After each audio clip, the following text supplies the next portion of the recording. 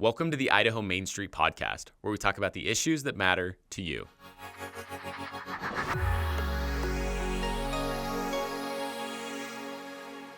Welcome back to another episode of the Idaho Main Street Podcast. Here in studio, a returning guest and one of our favorites.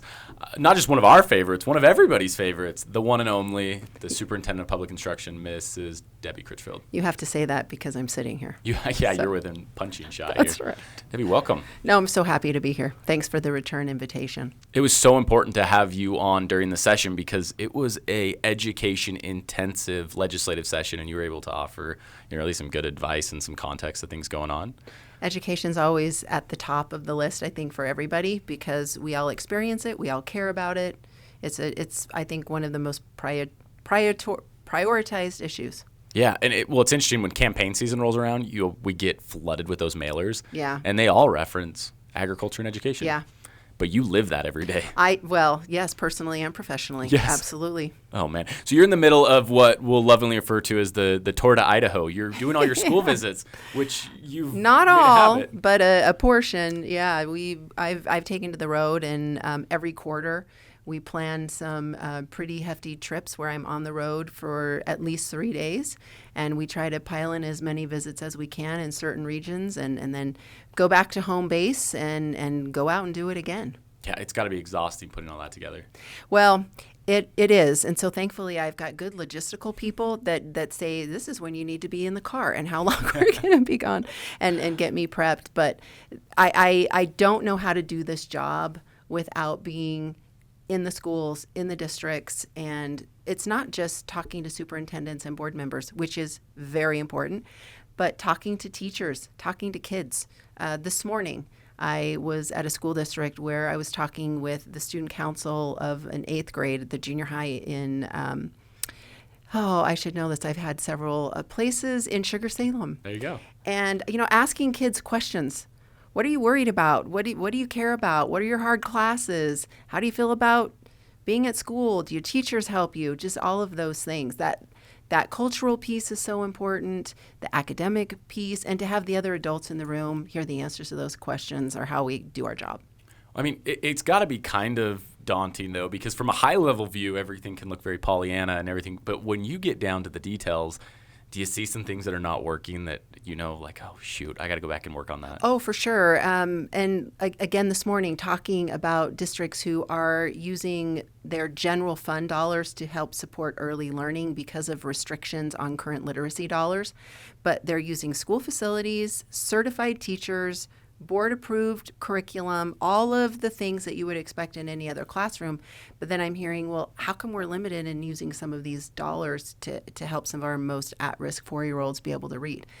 Good question. I don't, let's write that down on a what-if list. How do we make that better for you? Oh, man. Okay. So I didn't mean to initially go to the things that are not working. Let's talk about the things as you're going through these schools, because you've started and you've gone through some very small schools. Yes. Old schools, and then you've gone through some newer built schools, big schools. You've kind of seen all of it. So on recent tours, I went to a one-room schoolhouse in Lowman. Wow. I went last fall, 3 students, all girls, all in the 3rd grade.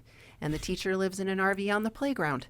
Wow. And so you hear what that is like. And one of the students has to take a snowmobile in the summer down to the road so that they can drive to the school. So we have that type of experience to some of the biggest schools that we have. Earlier today, I was in Rigby, and they've got the 2nd largest high school in the state. Wow. And so you hear about what those challenges are. A month ago, I was in St. Mary's as they were celebrating the 100th year of Hayburn Elementary School. Still operational, of course, they've had to make improvements, but they still have the same boiler system that they need to have replaced. And so I love thinking about that and seeing those places, because then when we start to talk about what laws look like or policies or budget needs, I'm thinking about what does that look like over here? And if I just look out my window in Boise and stay on my computer every day, so much is lost if I'm not out. Yeah, there was an old podcast I listened to of a Washington insider who talked about how everybody working in government in D.C., they all live in D.C., and they just use like an eyeglass to view the rest of the country from a distance. Do you think that policymakers across the board in Idaho are spending enough time in the classrooms to see the problem? Or do you think they're relying on those, who are? I think I think that more time could be spent in a local school district. So we send 105 legislators to Boise to represent their district. So many times the perspective that comes with, fill in the blank legislator is their own backyard. Now, whether or not they're in their school district or in the classroom, you hope that they've experienced enough of the hometown that they bring that with them to represent what their constituents want them to have. I think the beauty of having a constitutional officer, an elected state superintendent, is that I have one job for the state, and that is part of my role, is to go out and see all of it and then bring that all back together with policies, bills, fixes to current legislation to say, from a statewide perspective, this is something that helps everybody, regardless of where you are in the state. And then in the perfect world and in the perfect system, legislators say, yes, Debbie, I agree with you. Let's go do that thing. That's not how it's happening? They don't always agree with you? People listen, but no, you have different opinions and different levels of experience and knowledge. And that's where I go to work to provide evidence of why I think the thing we want to do is important. Yeah, and I'm excited. We're going to talk today a little bit about collaborating with the legislature, things you want to work on. But as we refer, still to these school visits, you mentioned before that, I would think when the boss shows up, everyone kind of thinks, oh, she's looking over my shoulder, we're in trouble, quick, clean. But you've found quite a different welcome. People are really excited to have you in their classroom and in their schools, both the students and the teachers. Why are they so grateful to have you? I think it goes back to being seen in what you do, that acknowledgement, the appreciation level. I'd love to, on a personal level, to listen to board members, teachers, people, staff members. One of the things that it doesn't surprise me, but I wish more people would appreciate what I see when I go into a school that is clean, even when they're old schools. They're clean. They're environments that districts want them to be welcoming. And I think from our custodians to our bus drivers to our lunch people who are serving food because they care about kids, when communities see that, they want to invest in the leaders. Yeah. And a good board who hires an effective superintendent, that is just the recipe. It's not a secret recipe. It's not a mystery. We know what those ingredients are for success. And when I see those in communities like I have today, and you see communities investing in the leadership, there's just nothing that can't happen for schools. I love that. Absolutely unsung heroes we don't think about across the board, including the teachers. Yes. A lot of teacher deficit across the country right now. How's Idaho looking when it comes to, do we have a teacher shortage? Well, I would say we have a distribution problem. Okay. So from the numbers coming from traditional programs that we graduate on the college level and non-traditional programs, we seem to have enough spots open for the people getting into it. But what we have trouble doing is getting our teachers outside of our more urban areas. Mm-hmm. And so over on this side of the state, you've got the luxury of BYU Idaho. So you have a 4-year program that graduates in the teacher college. So when I talk to superintendents and principals over here, they say we don't really have trouble getting them here. But after 3 years, they're gone. We have a hard time keeping them because they go back to the state that they came from. Now, you can insert a similar story, in other areas. The Treasure Valley doesn't have a hard time.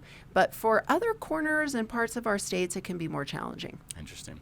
When you look at going in these schools and seeing what's going well, are there things that you notice that Idaho is doing disproportionately better than maybe some of our surrounding states, that when you work with the other superintendents, state superintendents, you're glad that you're not dealing with that problem? I think bang for the buck. Yeah. When I think of the value of what we get, and this isn't a commentary to say, we're just devastatingly low in everything that we do as far as money. We have some good investments in some good places, but when you compare where we are nationally or even regionally to the money that we're putting in and the results that we get, we're doing pretty darn well.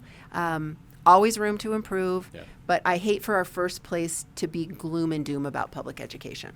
And for a long time it has been. It's always, the teachers want more or the taxpayers won't give enough. And that hasn't been a narrative that's been particularly beneficial to the problems. No, and we hear that, and so I ask folks that are in education, at what point do we say it's enough? I think that that's a legitimate question for anything that government is supporting. At what point? Because we're always going to want more. Yeah. And we have limited resources. And so thinking about going to the legislature, one of the things that I will bring to the legislature, along with the proposed public schools budget, is a policy on how to distribute the money. So I come from this perspective of, if we better use the money we have, we feel like we have more money. And so if we can take some of the outdated line items and collapse them into the operational part of the public schools budget and then send that out in a better way, we're doing better by the taxpayer and we're doing better by the local board. It sounds similar to what Alex Adams at the time as budget chief was trying to do with the governor. Cutting some of the unnecessary stuff, but streamlining the system to make it look a little cleaner. Same money used better. Yes. I think we can all wrap our minds around that. So Chairman Lent, when he's been on the podcast, he's talked about school board members who, probably could use some upskilling, a little bit of training here or there. And he says it as a former school board member with, a heart for them, saying, let's give them the tools they need to be successful. As you're meeting with school board members, do you see spaces where you can help upscale these, again, unsung heroes who are volunteering to take on the mob? Volunteers. No pay, and I think that the beauty is, you get someone that's an accountant and a waitress and a mother and a farmer, and you get these people around the table who represent the expectations and values of the community. Without question, there is room to professionally develop them like we would anybody else. So they have a statutory requirement to be stewards over the money, to get the policies in alignment with priorities and the budget, and that doesn't come naturally for most people. So for the last 2 years, I've been locked arms with Senator Lent. We've proposed 2 times now to have required board training if you get elected. Here are some things we want you to know about. We want you to know about open meeting laws. We want you to know about budgeting. We want you to know about data so that you can make some of these decisions with informed information. And for reasons I don't fully understand, it has not made it out of Senate Education. So I'm struck by the contradictory narratives of our school boards aren't doing well with the money, or we can't trust them at the local level. And then you say, well, let's help make them better so that you have more trust and confidence. No, we don't want to do that. So I'm with Senator Lent, I've said, let's do it again. Yeah. Let's keep bringing it back. I love that. Well, and the cost, unfortunately, is when mistakes are made, it's to the taxpayer. And it's often unintentional, and they're, like you said, mistakes out of ignorance. But when someone gets sued, then typically the taxpayer is the one that has to defend that school board. Well, I think one of the areas that we really see a lot of room for improvement is when a district passes a school bond. Yeah. District officials and school board members are focused on the academics and other aspects of education. They're not design builders. They're not architects. They're not construction specialists. And so many times you have people at the district level who are great at curriculum and other things, making decisions around facilities that they don't have the ability or the expertise and experience to do. And that's when people get very grouchy. Well, we stepped up to pass the school bond or to pass the supplemental, and then things kind of fell apart. Yeah. And so that would be another aspect of board training that I think would level up any board member. Yeah. We'll be excited to see how that one goes this upcoming session. Fingers and crossed. toes this time, but it's important, and I'm willing to bring things back that I think make a difference. Yeah. So speaking of important issues, typically a lot of education issues are super local. We support that statewide. Rarely do we find that a lot of education issues are nationwide, but in I think it was the vice presidential candidate debate, the issue of school safety came up. It's one we hear about. It's hard to turn on national news and not hear about school safety. It's definitely true on a state and local level. As somebody who has so much, jurisdiction over our school system and our education, but so much that you can't control, how much does school safety issues weigh on you, and what can be done to make sure when we send our little kids to school, we don't have to worry about it? It weighs on me, and I also think included in this conversation, not only our kids, but our staff. Yeah. The adults in the building as well, they can be very vulnerable when crazy things happen. And like you say, anymore, I almost wonder if we've become so immune to it. Oh, another school shooting. And I always pause and I just think, oh, please, not in Idaho. And so, what are we doing? So there's an Office of School Safety and Security that was created by some legislators a couple years back that can go in and advise districts on best practices, drills, protocols. Here's some things nationally that are good for you, but they're not into compliance and they're not regulatory. Okay. They're there to support and guide. So really, the local decisions on what to do for a facility. We hear a lot about efforts going in for cameras, locks, safety, vestibules, or kind of that foyer area, the hardening of schools. I think we could do that all day long, but until we really start talking about the preventative side on what leads a student or an adult to get to that action, how do we identify some of those things early? More and more schools are jumping on to that aspect of school safety, the mental wellness part, reaching out, creating the connections, working with law enforcement, I think is a huge benefit. The tragedy that happened here a few years back in Rigby, I think so many lessons were learned from that, and I think that's the silver lining of that horrific day, was that those folks were then able to go and talk to other schools and say, this is what we wish we would have known or done, or what we do better now. Yeah. And it's one of these things that the knee-jerk reaction of gun control typically takes the oxygen out of the room, and then it becomes just about that. But I think you well articulated that there's a lot more that goes into these issues. So you're supportive of hardening the schools, but more importantly, we need to look at the preventative. It has to be both. And, last year there was a gun bill, gun in schools. I think all bills get little nicknames. Yeah. And, it was called that. And we worked with some legislators to make the best of that. Currently, board members can already approve a faculty member to have a firearm in the school. And I fully support that. What our districts were worried about was that the board didn't have to approve that. There wasn't any type of a control over who and where and when. Mm-hmm. And so there was some anxiety and nervousness about that. And so I believe that what we have in place now works. Now, if there's room to improve upon that, but it needs to work through the authority and the statutory authority of a board, in my opinion. Yeah. You wisely referenced the mental health issues going on in these schools and the challenges that come with that. We were talking before this about, what some of the neighboring states are doing with mental health, particularly how social media and cell phones play into roles. You've started conversations about what can Idaho expect when it comes to the policies schools will enact when it comes to cell phones in schools. The governor and I have been talking about this probably since spring. Okay. What does this look like for our districts? And a number of districts have already acted and have some kind of a policy in place. And we've seen anything from a complete restriction, bell to bell, 0 phones in the building, no way, no how, to districts who have, maybe it's during passing time that you're allowed to access your phone. And in Genesee School District, as an example, they have a phone storage, think of, the shoe containers that you can put on your closet door, where students can put their phones in there so that when parents say, well, what if there is a school emergency? I want my child to be able to access me. So they're available if there's an emergency, but not accessible, minute to moment. And so you can expect to see more coming from the governor and I on that, with the expectation that I don't think we need to legislate every single piece of common sense policy. We want to honor that local control, but an invitation for districts to put something in place if they don't have it already. Yeah, and for those listening who are not in the schools, the public schools regularly, walk us through how much the classroom has changed in the last decade and a half regarding technology.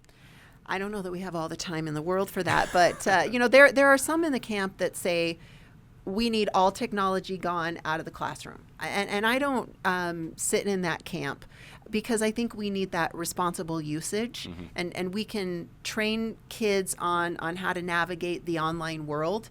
But that doesn't mean that it needs to be in your hand 24/7 as a distraction. It contributes to the overall stress and mental health.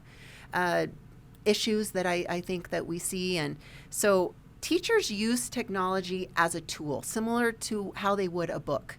And so there's ways to incorporate, again, responsible usage without a kid Snapchatting their friend that's sitting next to them.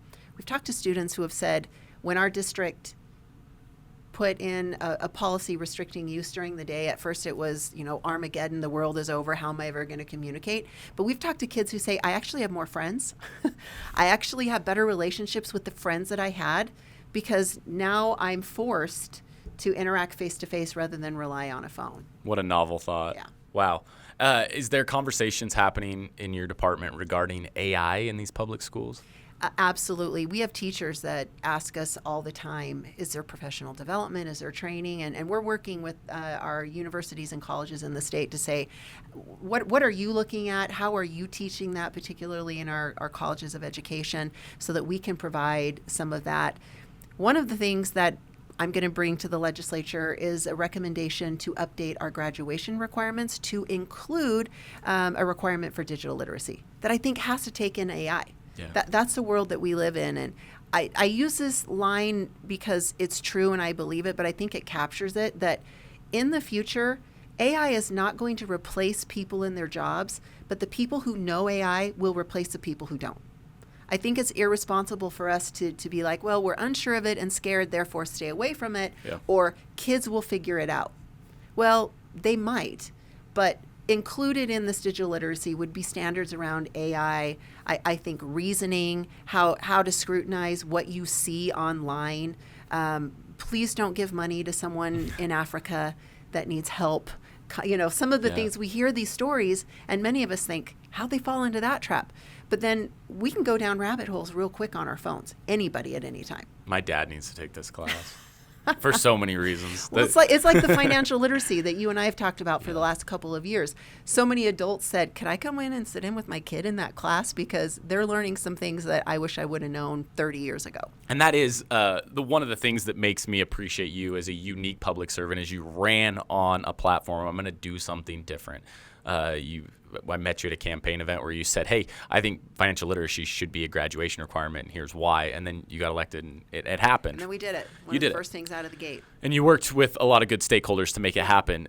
Whenever you choose to make something a graduation requirement, the process, do you have to cut something out? What does that look like? You don't have to cut something out. The state sets the minimum requirement of how many credits are the basic foundational level. I think that supports the constitutional side of uniformity across the state, that regardless of where you go to school, every kid needs to have math and English and science and some of those things. What happens when you start adding, at the district level, they can add too. I see. Neighboring districts, it can be competitive enough for students that if you add one more credit and the neighboring school doesn't have one, or it takes an elective away from someone else, they may decide to go somewhere else or do something else. And so this round, we're not recommending that we add, we're recommending that we replace. And the replacement is to have speech be required at the district level rather than at the state level. And we believe that we can take those communication standards and infuse them into all the subjects. The fact of the matter is, we need kids that love math to know how to communicate, kids that love science to know how to communicate. If you're in whatever class you are, you need communication skills rather than one class in 4 years where you do speech and debate and communication. I think we can better serve our students by infusing those standards across the board rather than having it as a standalone class. Now, with that said, a local district can absolutely require it. Have their own. Yeah. What you're saying resonates with big, employers that tell me that when they're recruiting, they're not struggling to find those with the specific hard skills for the profession. It's the soft skills of getting, particularly this generation of millennials and Gen Zs to be able to survive an interview. To quit doing this and do this. I talked to a junior high teacher that stands at the door of her classroom, and as kids come in, she shakes their hand. And she, as one of those soft skills, I want to say she teaches math or science, excuse me. And so she said, I just observed for these junior high kids, they're uncomfortable looking anyone in the eye, let alone an adult. And so she says after the first couple of weeks, the kids are used to coming in and she, shake the hand, look me in the eye. How are you today, Brennan? Glad to have you in class. And they come and sit down. So she says the first couple of weeks, everyone's like, mumbling. Yeah. And then as they get used to it, like, oh, this isn't so bad. I love that. I love hearing how teachers are taking real life and putting them into their classrooms. That's how we're going to help our kids. Yeah, and the statistics that scare me are the ones that talk about how long teenagers are waiting to go on a first date, or to get their driver's license. Yeah. When in Idaho we're chomping at the bit to do those two things. Absolutely. And not necessarily in that order. Well, I think Idaho's trends are matching some of the national ones, and I love that you've mentioned that, because I was at a conference about a year ago and I was the one taking the screenshots of the big slide, but it showed nationally that the trends for students who delay a first date, the numbers of students who've worked for pay before they graduate from high school, driver's licenses, the age is increasing. So you see trends that are declining like that are the milestones and sort of the rites of passages. And then what do we see on the other side increasing? Anxiety, depression, addiction, grief. And so as these go this way, I'm like, well, why don't we reverse those trends and get more practical application of learning, project-based learning, internships, apprenticeships, build that around the kids, and then I think the graphs are going to go the other way. I think you're right. I was in a meeting with the Lieutenant Governor of South Carolina, and her big initiative as Lieutenant Governor, of all the things, was to get kids after-school jobs for that very reason. We're gonna get them to work. And it builds confidence in what I can do. It's that skill of, oh, look, I didn't know that I was good at that. Or look what I did. It's kind of that, I can do hard things, but in the academic setting. And I fully believe that as we do that and build that confidence in our students, that some of those other things for many of our students that we're talking about, anxiety, depression, those things, that they will go down as the grit and the belief in yourself, the resilience goes up. Yeah, at least once a day I have the temptation to crawl under my desk and go to sleep. But I think of the times where we did something hard. And we're going to get through it. Okay, so this brings me to a topic of when we talk about building grit, resilience, all these things, the high schools particularly have this unique relationship with athletics, okay? And some would say that there's a disproportionate amount of time and effort spent by educators and administrators on producing athletes. Others would say that it's an essential part of team building and part of school morale and brings everyone together. In your unique seat, how do you view athletics in Idaho, the importance of it? What are we headed in the right direction? What's the purpose of this in schools? I'm in the camp of the second thing that you said. I do think that it is a benefit for kids, very similar to students that want to be in the band and the choir and drama club, or who are in Academica or speech and debate. Kids are going to find their thing. Now, I think the reason we don't talk about some of those others as much is because they're not always events that involve a crowd. Gate, you've got eligibility, some of those other things. Can you imagine if you had to be eligible to, or like some eligibility to be in the art club? I would not be eligible. No, well, nor would I. And so I think that the attention goes to athletics and some of those other activities because, one, parents are more involved. I think some of the stress and pressure that our youth feel and maybe some of the pressure that we all feel on that is because parents are different. It feels like, well, it is. Kids are playing in club sports. I mean, you can play basketball year round if you want in very competitive ways. And my kids were some of those kids. We were a very big athletic family. And so I get that. And so maybe for some it feels more high stakes. I hope at the end of the day we can remember that these really are designed activities to build the skills that are transferable into life, jobs, family relationships, etc. And most of our kids aren't going to go to the NBA or the NFL. Most. But it's a means to an end. Yeah. And for some kids, they don't love the academic part. They come because they're going to keep good grades because that's how they get to play on the team. Oh, perfect. Well, that was a perfect segue into an article that you wrote about showing up, how we need to teach our kids to show up. So I have not heard about absenteeism as much since I was in grade school until you show up to the scene and you're reminding everybody what should be obvious but isn't, that if you're not in your seat at school, you're really going to struggle. So you talk about chronic absenteeism. You talk about what parents can do and what teachers can do. Mm-hmm. Walk our listeners through why is this such a big initiative for you? Well, you laid the groundwork very nicely. First of all, talking about absenteeism versus chronic absenteeism. Chronic absenteeism is when you are missing 20% or more of the days that we are in school. So what we're asking, one of the things we're asking our school districts is to monitor it a little bit differently. Rather than at the end of the semester to have a teacher say, oh, wow, Brennan missed a lot of school.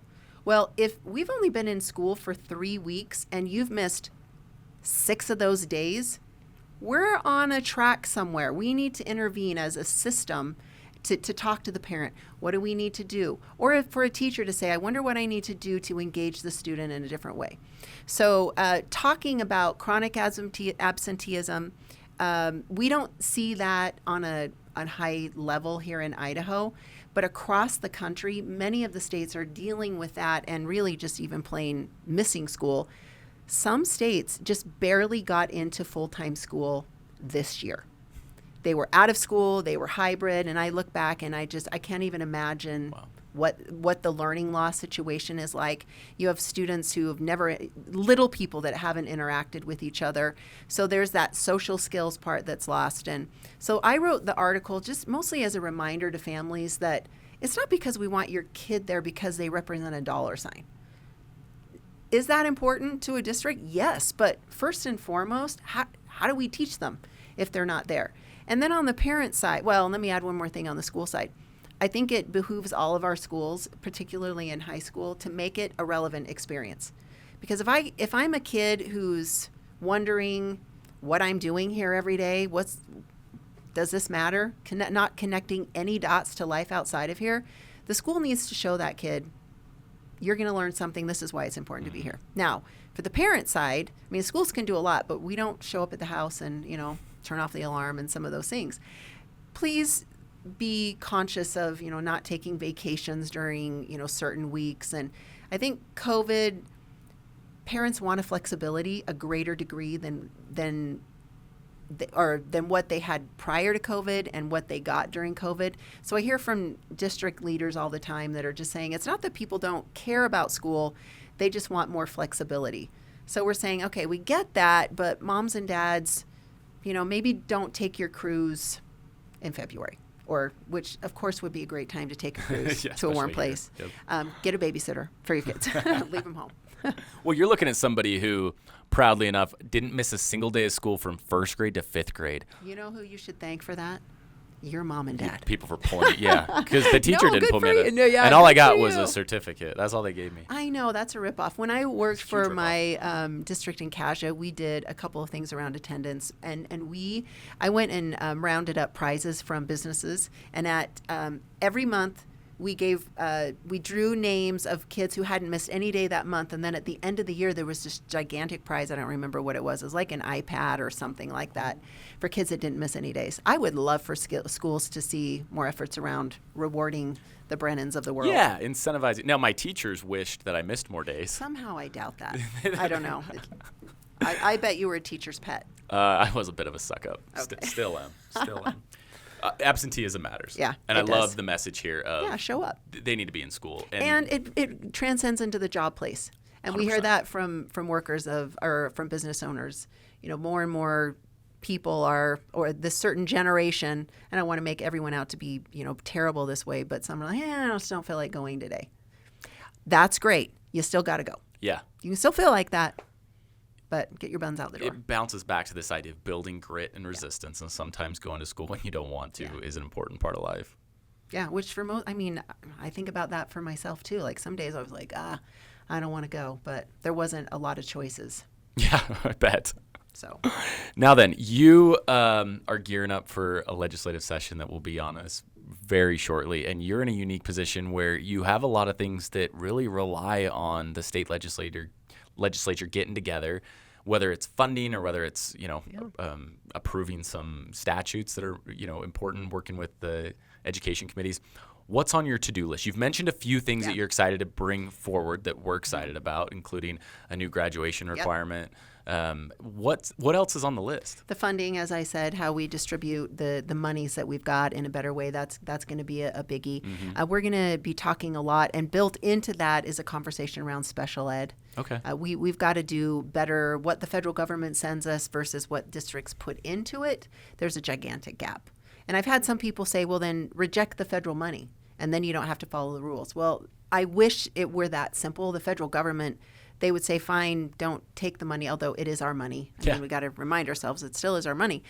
We would still be beholden to the rules. And so we're looking at ways through this funding policy that we can help our districts offset some of the cost. But, those two things are going to be some pretty big things. We're also looking at ways that we can improve upon current legislation around innovative schools and free up some of the strings that our public schools feel are holding them back from doing more creative or relevant ways of delivering the education. And I think in the context of school choice, while we're talking about this, what I hear from our public school friends is that they're less bothered by a parent.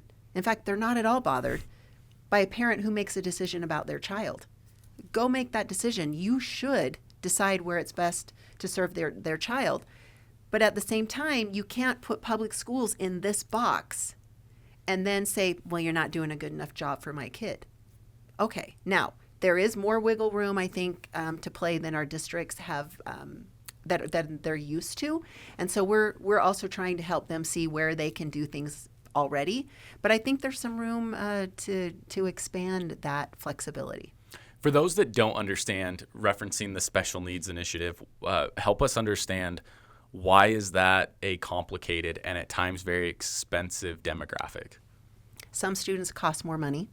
So when a student is identified for special support and help for academics, there are federal laws that go into place. For some of our students that are nonverbal, that have other cognitive or physical limitations that keep them from just being like an everyday kid that can run at recess or just pick up a book and read, there's some special supports that are needed. And so we want to help them, but there's also federal things that kick in that the school district is then required to provide. And districts, by and large, year to year, they kind of know who's coming back, but you don't know what happens in families and who's moving and who's coming in year to year. So it can be very hard to budget for some of these things. I would also add to that, gifted and talented has been an area that we just haven't funded very well. So we hear a lot about people saying there's so much money that goes into remediation and helping students that maybe are underperforming or have other challenges. What about the high performing students? Those people that are grumpy about that, they're right. And so this policy, again, about distributing the money would also take in our highest performing students. And some of those costs you refer to for special needs include, sometimes it's transportation, sometimes it's additional aides in the classroom. That follow a student class to class, that are there 6 to 7 hours a day with that student full time. So they need it. And we'll support it, but it also just makes the situation a little more complicated. It does. And so, if we can better use the money that we've got, I'm also requesting in the public schools budget a line item for money for our most vulnerable students. We have some students that are $40,000 to $60,000 to $80,000, one kid in 1 year. Now, that's not a ton of students, but occasionally we get students who have just extra special needs. And they can put some pressure on a budget that a district wasn't expecting. And so for that, I'm saying in those cases, it would be nice for the district then to turn to the state and say, we're going to do right by this kid. Mm-hmm. We need a little extra help. Yeah, rather than try and encourage them to be somebody else's budget problem. Absolutely. Yeah. And we don't want to, public schools can't and don't turn students away. Yeah. But with that said, they're doing the best they can. So I think there's some ways that we can kick in and help a little more. Okay, so that's a good list of things to do. With it being a non-election year and the temperature typically being brought down a little bit in Boise, do you expect that you will be, that there will be more done? Do you think it'll be a more effective legislative session?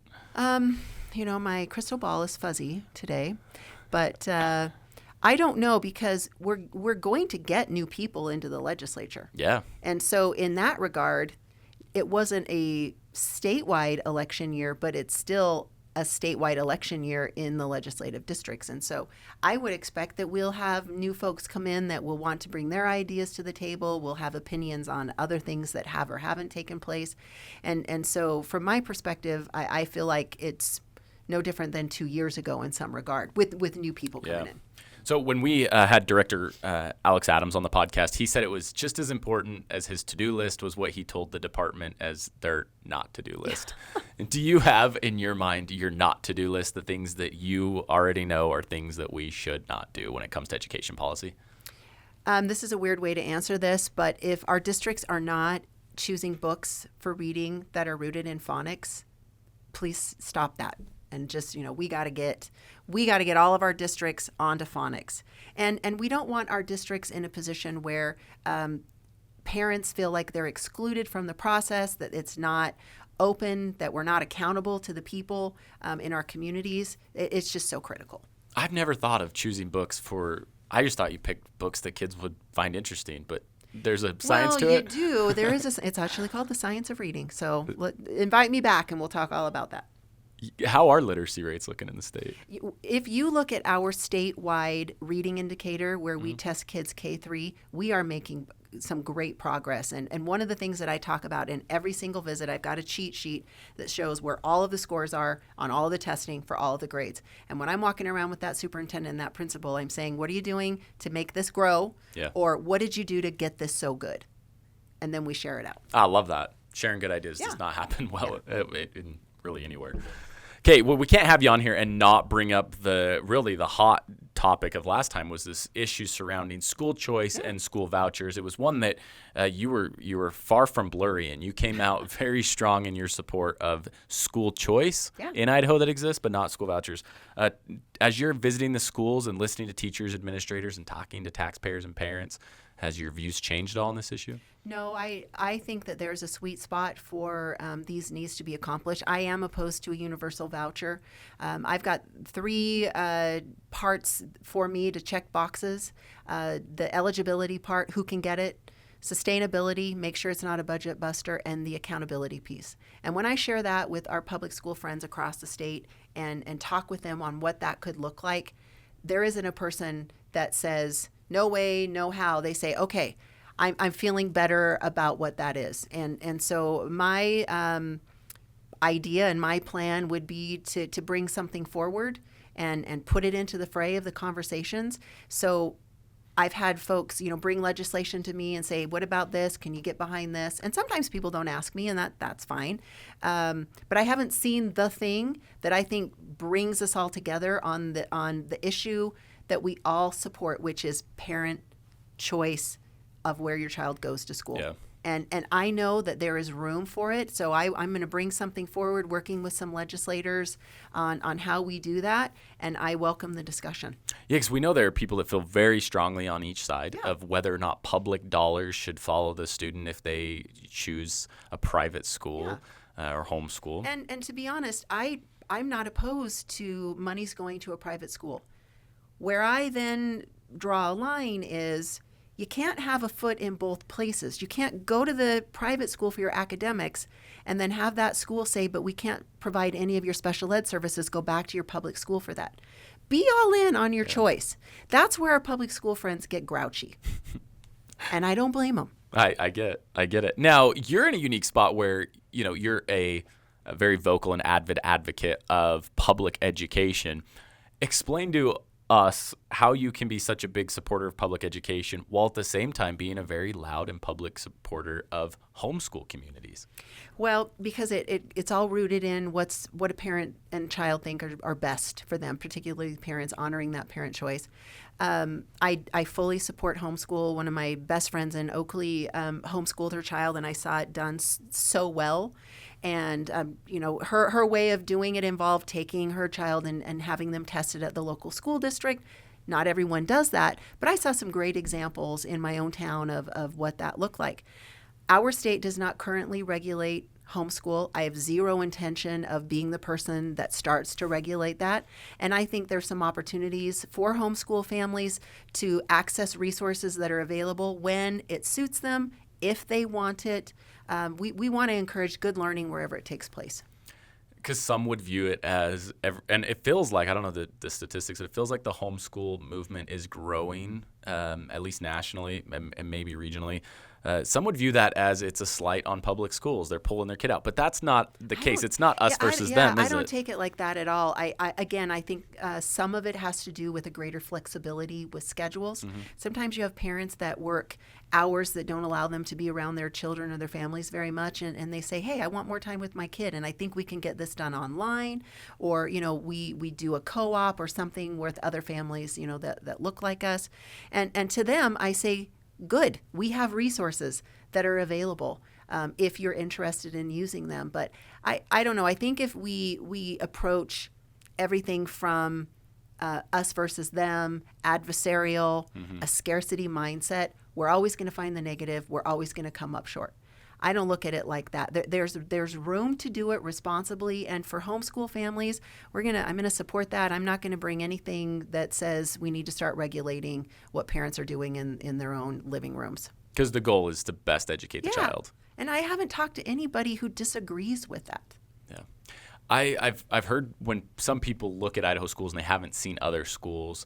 I don't know if they fully appreciate the accessibility that the average parent has to decision makers at the school. Now, I've seen the DC schools, and I know that you're not getting a meeting with a school board member, and you're definitely going to find it really tough to talk to a teacher. Do you find that Idaho is in a really unique place where we have so much access to decision makers? The best. I always say that we have a cozy state. Yeah. It just has this cozy feel. I remember being a local board member myself, and I'd be at the local grocery store, and somebody would come over and say, hey, I don't know that this was a good idea. There was always, and I think partly it's me too. I love it that people, I hope people feel comfortable sharing their thoughts with me. But other board members tell me that, that they have that same experience. So when I hear of boards that are reluctant or hesitant to have public interaction, I think, if you only understood what value there was in listening to your neighbor. And this morning when I was in Ashton at the elementary school there, they were telling me, some of the folks were like, hey, my uncle grew up in Oakley. It's so Idaho, this connection of how we kind of know each other. And I think it's that neighbor to neighbor vibe that strengthens everything about our system. Yeah, we live in the culture, and sometimes we forget to actually see the culture. That we grew up from. It's the pioneer roots of when you need help digging a well, I'll come help you, and you Absolutely. come help me. Well, and I think we watch too much national news on education that what you said, we lose sight of actually what we have here. Many times I'll have people approach me and say, we've got to put a stop to X, Y, or Z in the state. And I think that's not happening here at all. Now, in a neighboring state, I saw that on the news too. So you get back to me, what school, what classroom, and you're right, we are going to put a stop to that. But invariably, someone will say, well, maybe it was just on the national news. Because I think the beauty of Idaho education is in the foundation that we have our friends, our teachers, and our principals, and they're the custodians, and it's the good people in Idaho. Our neighbors. Yeah. People we go to church with. And they build the system. And we build the system together. And we forget that. It's funny when someone gets elected to a school board, all of a sudden it's like they're not my neighbor anymore and all their values are out the window. I'm like, no, they're the same person. And in fact, you want that person sitting at that table because they do represent you in a good way. And if they kind of get off track, that's my job to then go say, hey, whoa, wait a minute, what's going on? Oh, and it's wild to think about the whole structure of Idaho education is based on voting and democracy, right? Like every school board member, it's all hinged on, do people show up and vote, and do they vote for the right people? And those are some of the most important elections that we have, who we elect to our local boards, who we put on a city council, who's on, our local taxing districts. And I know we get focused on our national elections, and clearly we have got a presidential cycle coming up, which without question is vitally important. Put that same kind of energy and attention into your local races. I know, yeah, and I fall on the side of, I often tell people, if you can't name the local school board members, that's your first problem, because they have so much impact on your kid's life. Oh, that's when school stops, when you get out for Christmas break. All of what books are in the classroom, what curriculum is being chosen. Yeah, and well, I'll get in trouble for this, but of course our lives change based on the political party that's in the White House, but it changes so much more based on who is the county commissioner and who's the mayor. 100%. And all those swings, what do they say? All politics are local in the end, and it's so true. And I think to your earlier point of how we're so connected, it just really is emphasized that way. Yeah. We got to talk about higher education. We never do. Every time you're on here, we get so tied up in other things. We always say we got to talk about it. Community colleges in Idaho. Yes. They seem to be growing. Launch has helped increase some of the enrollment at those. Talk to me a little bit about how you view the role of community colleges in Idaho. What a fantastic economical way for our district, or for our districts, for our students to get the education, the preparation, the training that they need. My oldest son, out of high school, wasn't sure what he wanted to do, where he wanted to go, and so he got an associate's degree at the College of Southern Idaho, and to this day, and then graduated from ISU. It was a great opportunity for him to take those generals at a way reduced rate while he's thinking about what it is that he wants to do and put that investment somewhere else. And I love the strength of the 4 two-year colleges that we have. I look at CEI over here. What a jewel it is. I mean, talk about blossoming since it came into being. And I'm so excited with the new president. President Barber is just going to continue to grow that. And when I'm in districts and visits like I was this morning, and I hear CEI's name come up, and we're creating pathways with CEI, I'm like, oh, do it, go. Now, compare that to the higher education, because we know that sometimes a 4-year degree is not for everybody. But for some people it is. Yeah. So the pendulum has been swinging kind of all over the place between, there are absolutely people that need to go and get their 4-year degree, and for some of them they need to attend one of our 4-year institutions. In this seat you sit in, what can we expect when it comes to the future of higher education? It's changing, and I think it's got to change for all the reasons that you just described, that people are looking for access and affordability to get them to whatever it is that they want to do. And I think many times it is not the 4-year degree. So I think if our institutions are looking ahead, we should see more applied degrees, where it's a skill-based, and I know they're always skill-based, and I don't want any of my higher ed friends to think that I'm, diminishing the value. I'm not. But I think for higher education to be viable in the future for most people, it's got to adapt like everything does. Mm-hmm. It shouldn't be any different. And I'm seeing that more and more with our institutions, particularly connecting their programs and degrees to in-demand or high-demand careers, or adding sections, more nursing sections, because everybody needs nursing. And then at the same time, we see everyone also needs welders. Yeah. There's a place for everybody. Now, again, with limited resources, I think we've got some opportunities to streamline and prioritize. Yeah, and I think your friends in higher education would agree that nobody intended to go and get buried in student debt and then not come out with a skill or a degree that can turn into a job. Well, and I think one of the most telling aspects of student debt, the data that I've seen has shown that the students who graduate with the highest amount of student debt were people who did not finish. So it tells me they shouldn't have been there in the first place. Mm-hmm. So now we're going to go put one more foot back into K-12 and say, go talk to your college and career advisor. Look online, talk to other adults, look in your own backyards, and determine what's the best thing right out of high school before you go jump into something that maybe wasn't meant for you. Yeah, the more experiential learning that can happen in the high school to kind of wet the whistle on, do I want to do this or do I want to do that? I'm telling high schools, principals, boards, superintendents all the time, think about your juniors and seniors. Get them out of the classroom. I think at that level, the first 2 years, we want a lot of just in classroom, sit in there, get the knowledge. Now, what's the application of that knowledge? What opportunities do you have to get your juniors and seniors out of the classroom and into an experience?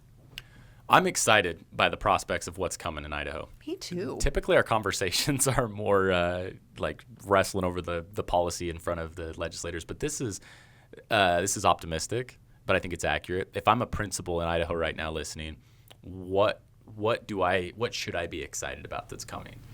I think an opportunity to create an experience for your high school students with resources that will come for you to locally determine. I mean, that's the world that I'm aiming for, this coming legislative session, to provide them the leeway to do some of the things that we've talked about, the resources to back it up, and then when we layer in training for a board to know how to execute and implement what we're talking about, those are all the things that matter. And there's a lot. Being an administrator, these are hard jobs. Being on a board, it's a hard job. Being a kid is a hard job. But when we factor in what we have around us and then really sit down and say, are we doing what we're doing because it works today and is good for kids and families, or is it because just this is what we've done for 30 years? Don't look back. Look forward. Yeah.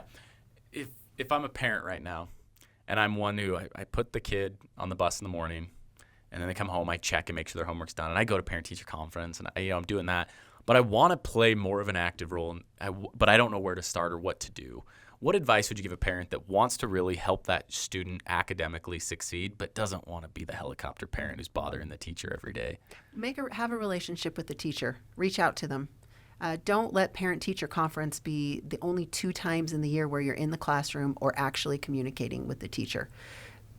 Put an expectation on the teacher that I want regular communication. And it can be through email, it can be through text, but I want to know what's going on. Don't wait for those 2 times. I mean, that's one of the pieces of advice I give parents all the time across the state. Drive it. You be the one. Mm-hmm. Yes, the teacher cares about your kid, but there's 25 to 28 other kids in there, and sometimes they all get lost in the shuffle of what you're doing. But if you've created a relationship with a teacher and you expect them to make you a part of what's going on, so many good results come from that. And drag them out of bed in the morning so they get to class yes, on time. Right? There you go. So fun fact, because I take these interviews so serious, I searched the origin of the word teacher. Any guess where it comes from? Oh, let me think. Is it a Latin-based word? It's Germanic. Germanic, teacher. I don't know. Tell me. It means to show. Oh. That's kind of a heartwarming thing, right? That is. So they're just there to show. I love that. That is great. You can still that. I will. And, it makes sense because for elementary teachers, there's this performative part of being a teacher where you're sort of like, hey, look over here. This is what we're doing. Look on the board. I mean, you really have to be a performer and to your show point to get, the type of engagement that we want for kids. It takes a bit of so much. It's exhausting. Kindergarten teachers need to make $100,000 a year. Can you imagine? 25 5-year-olds in there, and you're trying to teach them how to read. I worry about the 5th grade teachers when the kids start to smell. Okay, all of them. We could probably come up with something for every single Yes, grade. We Absolutely. Love our teachers in Idaho. We do, and I fully believe that our communities are behind our teachers. When I hear people talk negatively or pessimistically about education, it's always nationally. Mm-hmm. It's like they're frustrated with education. But then when they start talking about their kid's 3rd grade teacher, they're like, oh, we love Mrs. Smith. She's so great. And she is. And she is, and Mr. Jones is great too. That's right. And you know what? We've got a great superintendent of public instruction. Debbie, a good person, great leader. Thank you so much for being with us. I love what I do. If that counts for anything, then I hope that shows. I absolutely love it. Well, for what it's worth, we think you're good at it. Okay. I'll take it. And the fact that you're showing up to all of these schools, I think makes you a great teacher. I'm part cheerleader. I'm there to just say, keep up the good work, and how do we help you do what you need to do? And I love that job. And for anyone listening, if you have any complaints about education, you can grab Debbie in the grocery store and complain to her. You sure can. Or Costco. That seems to be a lucky place for me in Twin Falls. When I'm at the Costco in Twin, people will come over to me, and I love it. And sometimes I'll take notes in my phone and get their number and say, I don't know the answer, but I'll call you back. And you'll fix it all. Yes, my magic wand is down, but when it gets broken, we'll fix it all. Safe travels as you go through all these schools. Thank you. We appreciate you being here. Thanks for the invite. You'll come back? 100%. Promise? Yes. All right. Until next time.